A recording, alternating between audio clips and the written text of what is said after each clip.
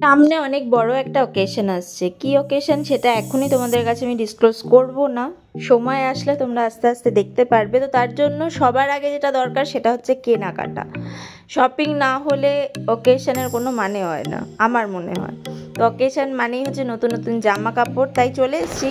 আমরা চলে এসেছি প্ল্যানেটের গেট নাম্বার 8 থেকে বেরিয়ে দোকানে। তো দেখি কালেকশন তোমাদেরকে দেখাই।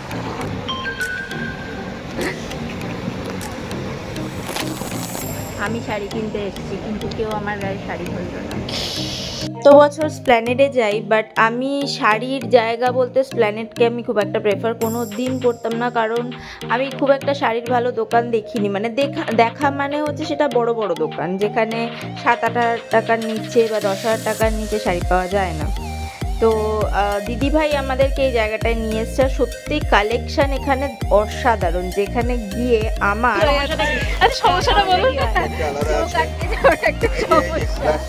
আমি সিম্পল জিনিস ভীষণভাবে পছন্দ করি। তো সিম্পল হবে আর সেটা দেখতেও গর্জিয়াস লাগবে সেরকম জিনিস বা শাড়ি আমি এখানে পেয়ে গেছি। তো আমার কেনাকাটা হয়ে গেছে, হাফ কেনাকাটা করে চলে এসেছি আমরা ডমিনোজে। আমরা এত বুকার, এতক্ষণ ওয়েট করার পরে যেই খাবারটা এসে আমরা খেয়ে নিয়েছি, দুধটা আমরা ভুলে গেছি, তারা হাফ অংশ পড়ে আছে, বাকিদের শেষ। প্ল্যানেডে জুয়েলারির কালেকশন জাস্ট অসাধারণ, মানে কোনটা ছেড়ে কোনটা দেখবো, চোখ ধাঁধিয়ে যায়।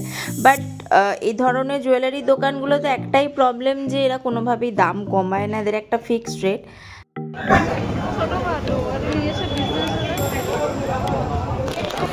চলে এসেছি আমাদের শপিং ব্লক সেন্টারে আমাদের বড়লোক দিদিভাইয়ের মেকআপ কিট কিনতে। ফার্স্ট টাইম দেখছি প্ল্যানেটে, এতবার এসেছি কোনোদিনই ব্লগে আমরা আসিনি। চলো দেখি কি কেনে দিদিভাই। কেনাকাটা করে অসম্ভব টায়ার্ড, আর আমার চোখ মুখের অবস্থা একদম বিগড়ে গেছে। তো অরেঞ্জ পালকি নিয়ে নিয়েছি একটা, এটা আমি আগে খেতাম না, এটা আমাকে মনা খাওয়ানো শিখিয়েছে।